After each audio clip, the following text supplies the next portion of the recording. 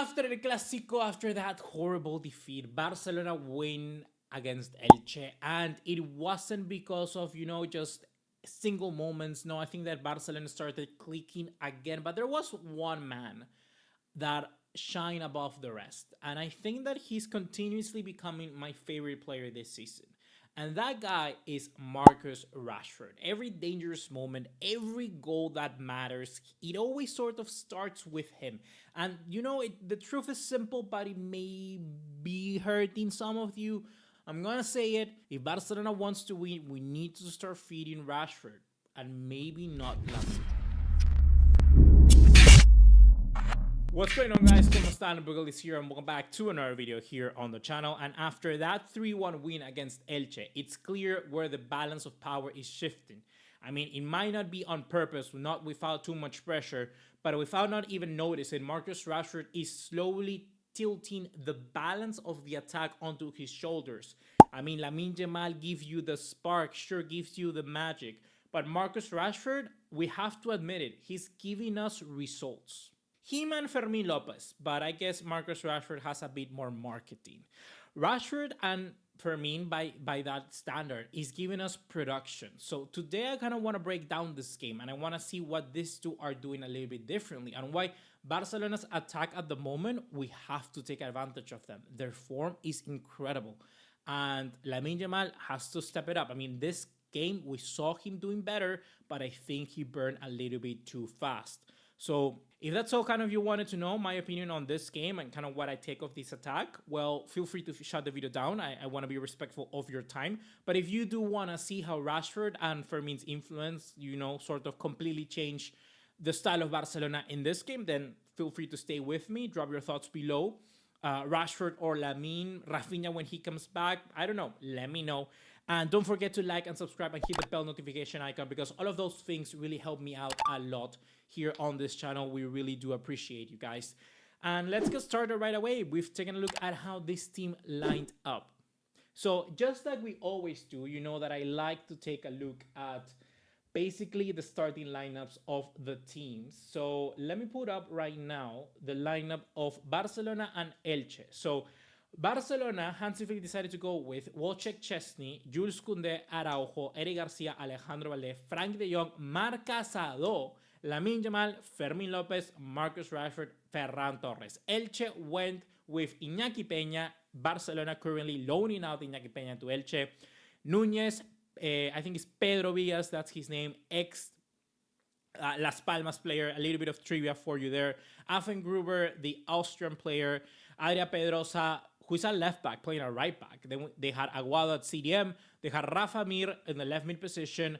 Febas, Neto, Valera, and Andre Silva, the Portuguese. What a fall from grace from Andre Silva, to be honest. Just a few years ago, he was one of the most sought-out strikers out there in the world, and now he's playing at Elche.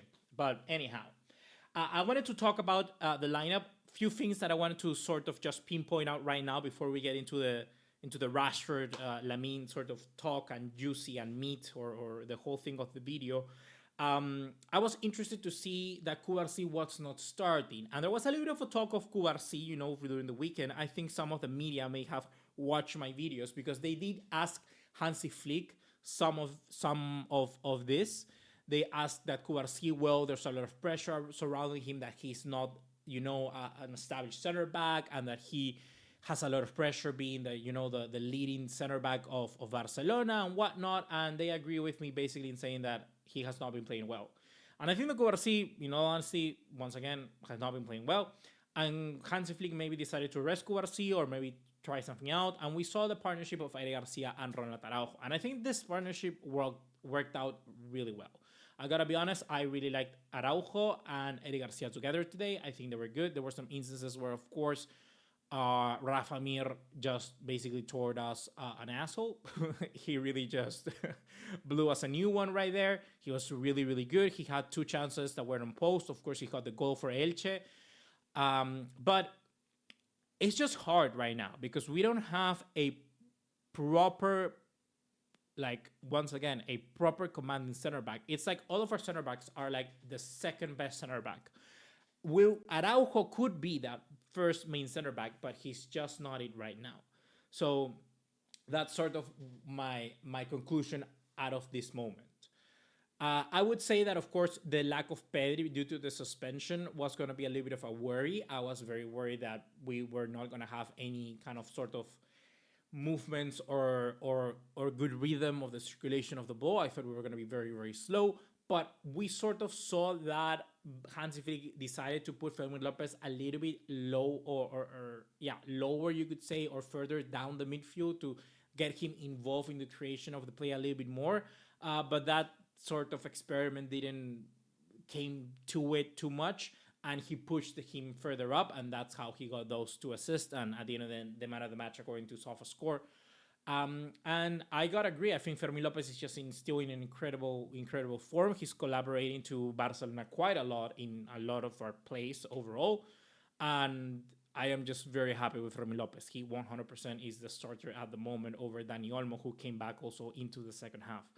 Marcus Rashford, I have to agree. I think he's incredible. But let's get into it. Let's talk about Lamine Yamal. Let's talk about Marcus Rashford. So what I think of Lamine Yamal first of all over someone like Marcus Rashford is that, of course, Lamine Yamal has the magic. I'm comparing the two, but just this game. Of course, Lamine Yamal is a far greater player. I think Lamine Yamal has a far better ceiling. I think Lamine Yamal is 100% miles better of a player. And if you ask me every single day, which player do I take, Lamine Yamal or Marcus Rashford, I'm going to tell you Lamine Yamal. I prefer Lamine Yamal. This is not that debate. That debate is not that. What I'm trying to say is that we have a tool in Marcus Rashford who's playing really, really well. What is it right now? I think 8 goals and maybe 6 assists. I think that Marcus Rashford is doing very, very well this season. And what I'm saying is that let's take advantage of that. Let's take advantage of that. Let's play maybe to his strength, because I think that overall every single game we see that. Let's try and get him be the one who cracks the code, that cracks the save. Let's see if he can get us that winning goal. We saw it against Newcastle how important he could be, and I think that right now, I don't know if the sort of putting Lamine in the spotlight is what really helps him to evolve. We saw it against Real Madrid, where we put him into the spotlight, and that gave Lamine Yamal sort of one of the most, I'm not going to say worst performances, but one of the games where he was the least impactful. I think that I want both of them to succeed, and maybe the best way right now could be taking advantage of Marcus Rashford. And I'm just so surprised that he's getting that amount of minutes. Of course, the injury to Rafinha is going to be a massive addition to that. But I'm just hoping to see a lineup one day of Marcus Rashford as the striker, Lamine Yamal on the right, and Rafinha on the left. I think that could work very, very nicely. I think that lineup with Fermin Lopez at the number 10 would have such an impact in the attack. We would be so deadly.